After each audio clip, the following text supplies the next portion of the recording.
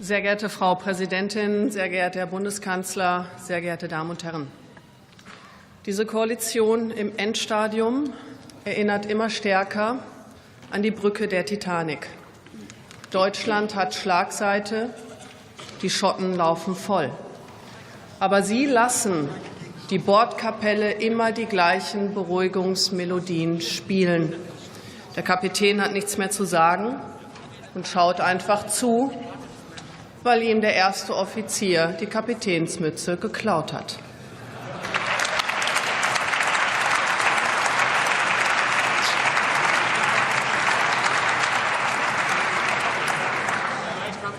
Deutschland kann sich dieses Narrentheater, das Sie sich hier seit einem halben Jahr erlauben, nicht weiter leisten. Die Krise ist da. Und es ist nicht nur ein Eisberg, es sind mindestens 5, die unserem Staatsschiff den Rumpf aufreißen. Krisenherd Nummer 1, der Sozialstaat. Die sozialen Sicherungssysteme laufen aus dem Ruder und werden unfinanzierbar.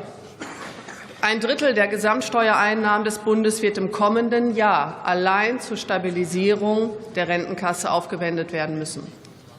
Dabei waren die demografischen Belastungen durch das Ausscheiden der geburtenstarken Jahrgänge seit Jahrzehnten bekannt. 42,3% Lohnnebenkosten. Das ist ein Rekord und Menetekel. Statt, wenn noch viel zu spät, das System zu reformieren und zukunftsfeste Rücklagen zu bilden, verpulvern Sie den noch vorhandenen finanziellen Spielraum, um Zeit zu gewinnen. Die Sozialstaatskrise ist nicht zu trennen von der Migrationskrise. Millionen Menschen sind in den letzten 10 Jahren unkontrolliert ins Land geströmt. Sie sind zu einem großen Teil direkt in die Sozialsysteme eingewandert. Die Folgelasten bürden Sie einseitig der arbeitenden Bevölkerung auf, den Steuerzahlern und den Beitragszahlern. Sie soll mit Leistungsverzicht und höheren Beiträgen das unfinanzierbar gewordene Gesundheitssystem stabilisieren. Und Sie müssen die Kosten für das längst zum Migrantengeld gewordene Bürgergeld tragen, die weiter aus dem Ruder laufen. Jeder zweite Bezieher ist ausländischer Staatsbürger und wird kosten- und beitragslos versorgt. Was ist daran sozial gerecht?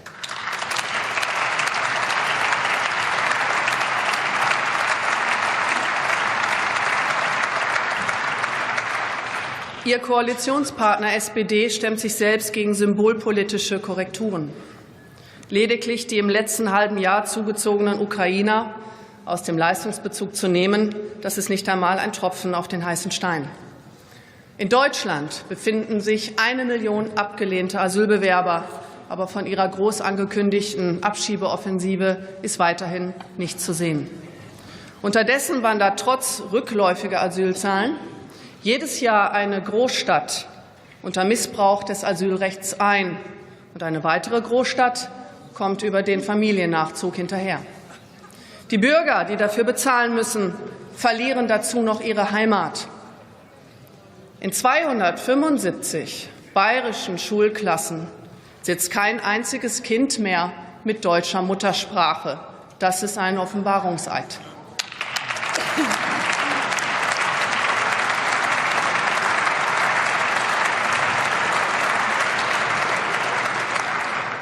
Die Migrationskrise bringt ganze Generationen um ihr Recht auf ordentliche Schulbildung.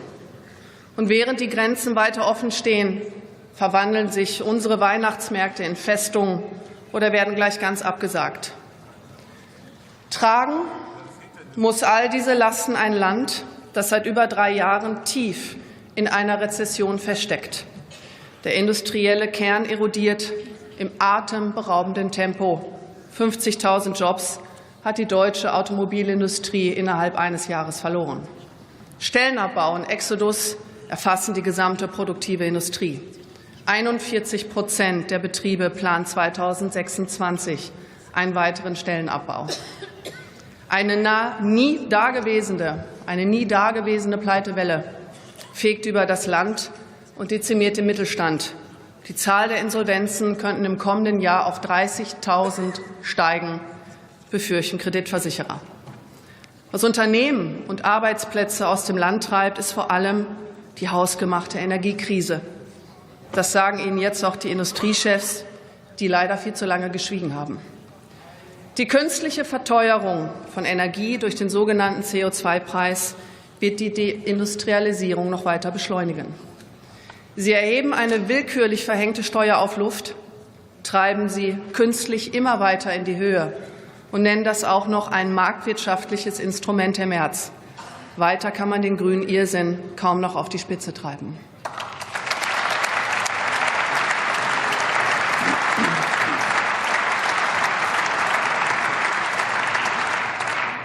Das Dogma der offenen Grenzen und des Klimaschutzes treibt unser Land, unser geliebtes Deutschland, in den Ruin. Statt gegenzusteuern, tritt Ihre Koalition auf diesem Irrweg auch noch aufs Gas und will mit neuem Schwung für den internationalen Klimaschutz die ganze Welt mit dem Niedergang beglücken. Und weil Sie das alles nicht wahrhaben wollen, sondern weiter mit dem Geld, das Ihnen nicht gehört, um sich werfen, als gäbe es keinen Morgen, steckt Deutschland auch in einer handfesten Finanz- und Staatsschuldenkrise. Mit dem Finanzstaatsstreich, euphemistisch Sondervermögen genannt, haben Sie Deutschland den größten Schuldenberg in der Nachkriegsgeschichte aufgebürdet. Bleiben werden davon nur Zins- und Steuerlasten für die Steuer- und Beitragszahler. Jeder zweite Euro des angeblich für Investitionen vorgesehenen Sondervermögens, wird nach Ihren Planungen für konsumtive Ausgaben zweckentfremdet. Das ist ganz klar nicht verfassungskonform. Ihr Haushalt ist nicht verfassungskonform.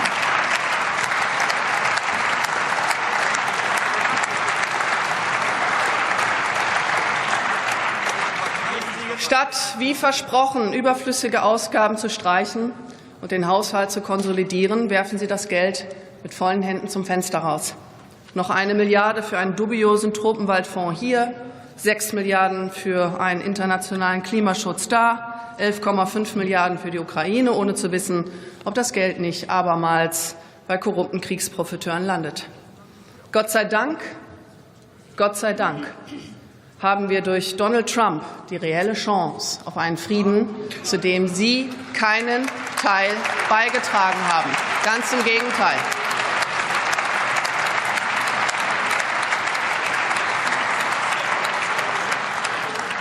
Die 5-fache Krise ist kein schicksalhaftes Verhängnis, sondern eine direkte Folge politischer Fehlentscheidungen. So kann es nicht weitergehen. Das wissen Sie auch ganz genau, und ich möchte Ihnen das nicht noch mal vorrechnen. Ihnen von der SPD sowieso nicht. Sie stecken so tief im Morast des sozialistischen Aberglaubens der Umverteilung, dass Sie gar nicht begreifen können, was Sie mit Ihrer ideologischen Irrfahrt unserem Land überhaupt antun.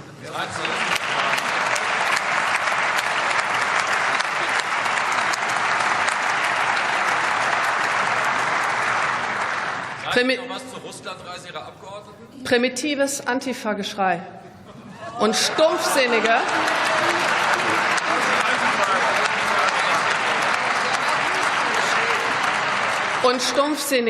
demokratiefeindliche Verbotsfantasien ersetzen bei Ihnen den politischen Ideenwettbewerb.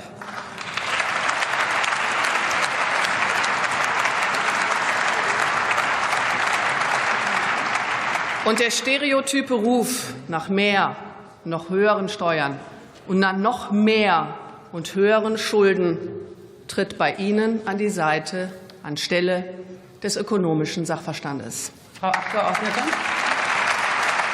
lassen Sie eine Zwischenfrage des Abgeordneten Wiese aus der SPD. Üblich, das wissen Sie auch in der Haushaltsdebatte.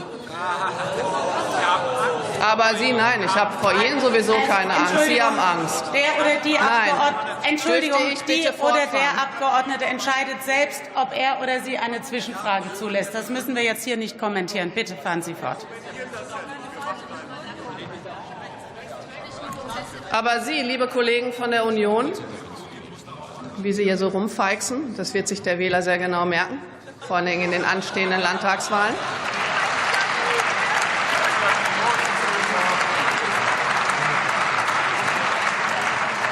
Sie wissen ganz genau, was Sie tun. Einige von Ihnen sprechen sogar immer wieder aus, was eigentlich getan werden muss.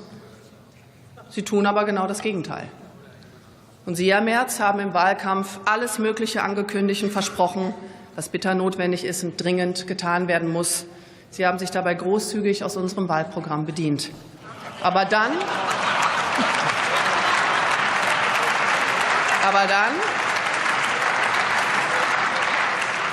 denn ansonsten wäre Herr Merz nicht Herr Merz, haben Sie jedes einzelne Ihrer Wahlversprechen gebrochen. Sie haben die Bürger im Stich gelassen und sich mit Verleumdung und Beschimpfung an der Opposition abgearbeitet, statt die Probleme in unserem Land anzugehen.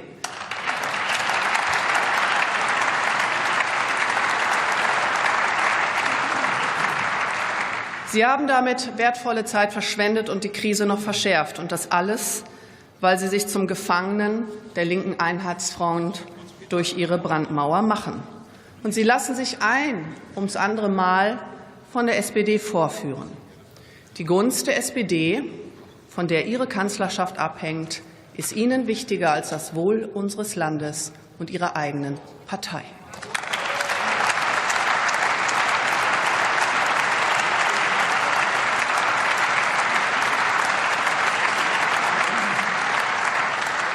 Diese Taktik ist gescheitert.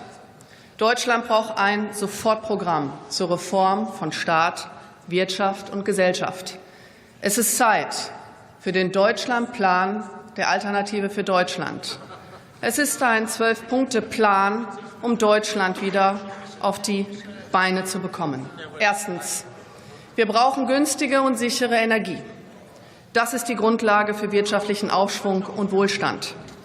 Deshalb müssen wir das gescheiterte Experiment Energiewende sofort beenden. Wir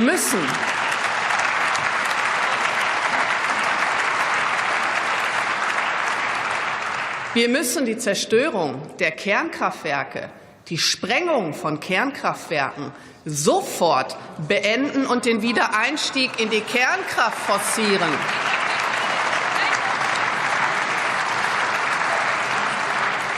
Und wir müssen Erdgas und Erdöl dort kaufen, wo es am günstigsten ist, und das ist in Russland. Und das ist in unserem nationalen Interesse. Das ist in unserem nationalen Interesse. Und die Amerikaner wollen das auch. Und darum gibt es diese Friedensverhandlungen, weil die Amerikaner ihre nationalen Interessen vertreten, die sie für Deutschland vergessen haben. Liebe CDU. Zweitens. Wir müssen die Subventionen für Wind- und Solarstrom beenden und die ruinöse CO2-Bepreisung und den Emissionshandel ersatzlos streichen. Und wir müssen das unselige Heizungsgesetz, das unzählige Eigentümer von Immobilien kalt enteignet, sofort abschaffen.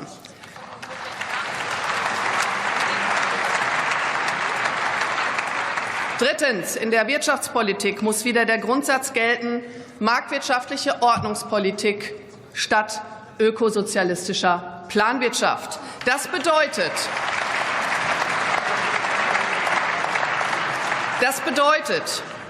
die Abschaffung des Verbrennerverbots und aller Lieferkettengesetze auf nationaler wie auf EU-Ebene. Wir werden die Verbots- und Gängelungspolitik beenden.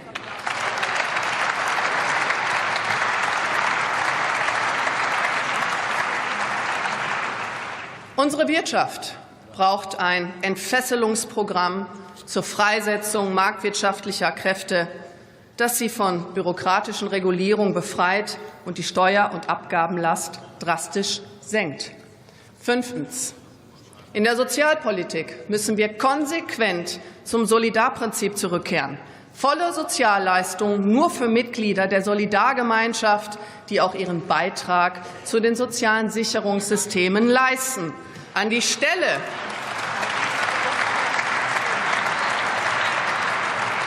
ich weiß gar nicht, was Sie gegen das Solidarprinzip haben. Das finde ich interessant. An die Stelle des von Ihnen lediglich umgetauften Bürgergeldes muss eine aktivierende Grundsicherung treten, welche die Kosten tatsächlich drastisch senkt. Sechstens. Damit die gesetzliche Rente finanzierbar bleibt, muss sie vollständig von allen versicherungsfremden Leistungen entlastet und durch zusätzliche kapitalgedeckte Säulen gestützt werden. Dazu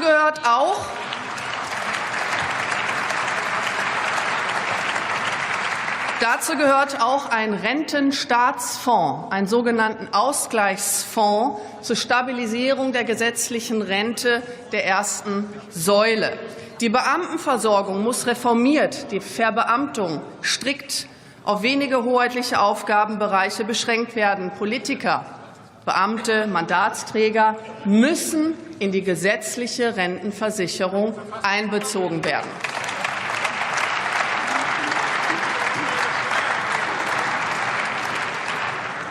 Siebtens. Die ausgebliebene Migrationswende muss durch eine Politik der geschlossenen Tür eingeleitet werden. Das bedeutet im Klartext lückenlose Grenzkontrollen, ausnahmslose Zurückweisung aller Illegalen, endlich rigorose Abschiebung, die das Gesetz im Übrigen vorschreibt, und Schluss mit dem millionenfachen Rechtsbruch.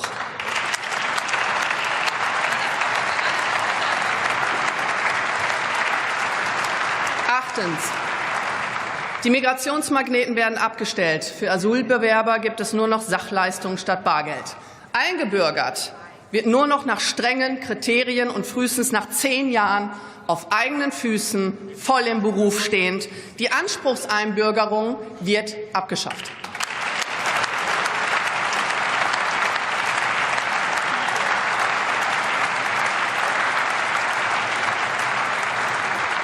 Neuntens. Die Staatsausgaben müssen entschieden zusammengestrichen werden. Statt uferloser Neuverschuldung muss die öffentliche Hand mit den Steuereinnahmen auskommen.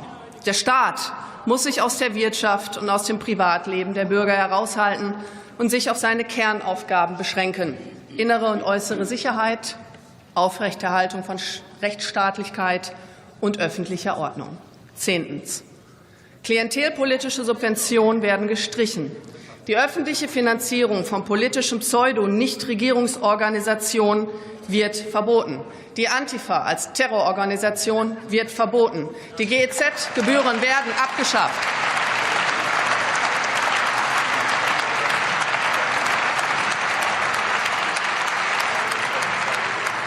Das Verschenken von Steuergeld in alle Welt hat ein Ende.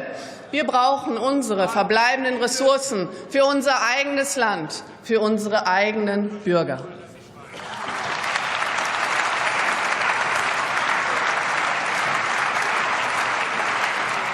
Elftens. Dringend notwendig ist eine Strukturreform, die Bürokratie abbaut, den Förderdschungel lichtet und Steuergelder im Wirtschaftskreislauf und bei den Bürgern und Unternehmen belässt. Zwölftens. Letztens. Eine Steuerreform 25 mit einheitlichen niedrigen Steuersätzen, Familiensplitting und hohen Freibeträgen entlastet die große Mehrheit der Bürger, Familien und vor allem die Mittelschicht. Der Solidaritätszuschlag wird endlich vollständig abgeschafft. Das ist unser Deutschlandplan, das ist unser Sofortprogramm für Deutschland.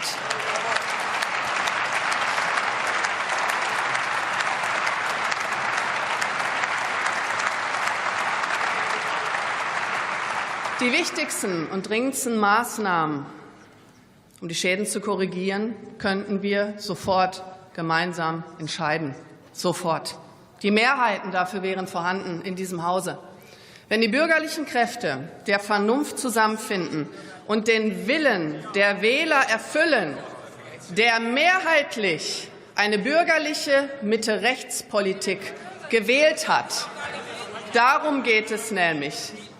Eine Mitte-Rechts-Politik, eine bürgerliche Politik und keine progressive, linke, grüne Politik. Sie haben sich hier eingemauert. Machen Sie vernünftige Politik für die Bürger und Unternehmen.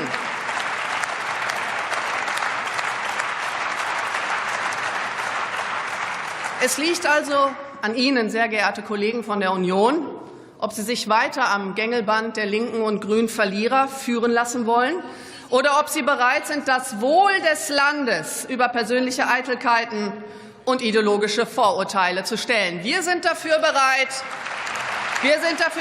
aus Liebe und Verantwortung für Deutschland. Ich bedanke mich.